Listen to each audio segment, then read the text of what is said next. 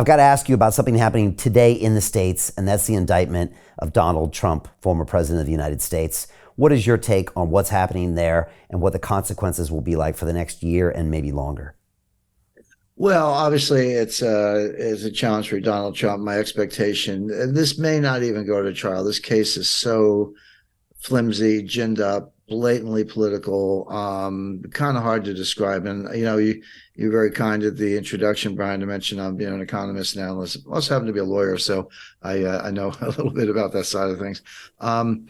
The I mean, there's an aspect of this that may be litigated to the United States Supreme Court before this ever gets to trial, and because it would be one of your opening motions. And if it gets to the Supreme Court actually won't care about Alvin Bragg, Donald Trump, or anything else. They might care a lot about the constitutional precedent that they're trying to set, which is the following. You got to show a crime, right? So what's the crime? Well, they're saying he violated the business. Everybody says, hush money to a porn actress. Well, you know what? Hush money to a porn actress is actually legal. I'm not saying it's commendable. It's legal. I said, I don't know how many, employment-related sexual harassment type cases I settled in my career. Every business does it every day. I hated those cases. They were always a mess, but you basically gave somebody money, got a non-disclosure agreement, and life went on. And that's what this was. But they want to play up the porn side of it because obviously it's, doesn't reflect well on Trump. But technically, when the money changed hands, you got to record it in your records, books and records. And New York State has a business records law that's basically civil. You're not allowed to fake your records, et cetera. Because it wasn't recorded as hush money to a porn actress. I don't know what you're supposed to say in the ledger, but something more than, legal fees, I guess. I don't know. We always said legal fees. But the original payment, whatever it is long outside the statute of limitations. And the business records law is outside the statute of limitations, with one exception, which was if the business records violation was to cover up a crime, then the statute of limitations is longer on that particular business records violation. So they had to come up with a crime on the other side of the ledger to extend the statute of limitations on the ledger entry to make the whole thing a crime. Well, what's the crime? Because again, hush money to porn actors is not illegal. Well, the crime was it's a violation of Federal Election Commission rules because his motive was to cover it up because he was running for president. Now that's a stretch because I can think of 100 reasons for settling, allegations, false or real. You got people throwing mud at you, get it out of the way, settle the case. So, and by the way, there was a famous case. John Edwards was running for president who did something similar, not, illegitimate child mistress kind of thing, but he paid that person off, and it was alleged that it was a campaign violation, and it was litigated in a criminal case, and Edwards was acquitted. The jury said that's not, it's personal, again on you, but not a campaign violation. So we even had precedent that that's not a campaign violation, but Bragg says it was, and therefore there's the crime, and therefore the business records exception, criminal cover-up rule applies, and we're still in the statute of limitations. So that's how tortured this whole thing is to begin with. But here's where it falls down. That federal election violation is a federal law. Now, we have a federal prosecutor system, United States attorneys. There's like one, sometimes two or three in every single state. The United States Attorney's Office in New York looked at it and said, no, we're not taking this case. So here, Alvin Bragg is the U.S. federal system. He's a county prosecutor. He's not even the state attorney general for New York. He's a county prosecutor, we'll go DA, district attorney. And he's creating a crime that's highly attenuated, but the ultimate crime that extends the statute is a federal crime. So here's the constitutional question. Can a county DA bring a federal case?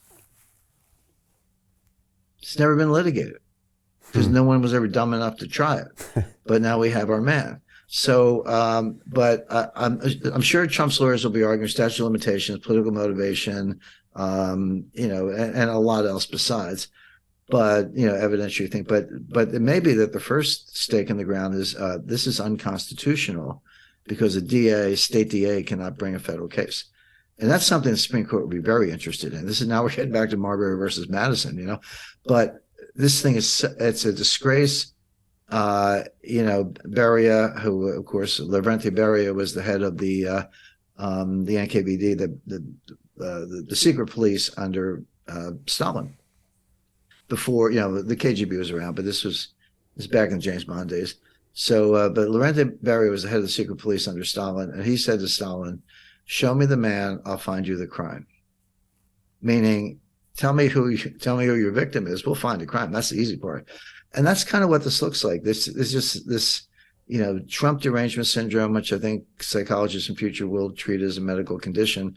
But people just lost them. This isn't like, oh, I like you, I don't like you, I'm voting for you, I'm not voting for you, whatever. This is like a disease, and their obsession with Trump. And he's skated on everything so far. They, the tax records, remember that? They got the tax records. There's nothing there. It's like, it's a consolidated return of like 100 real estate entities. And so what? I mean, I used to be International Tax Counsel of the Citibank back in the days before electronic filing. We used to send our tax return in a truck because that's how big it was. So that nothing came of that. Nothing came of Russiagate was a hoax.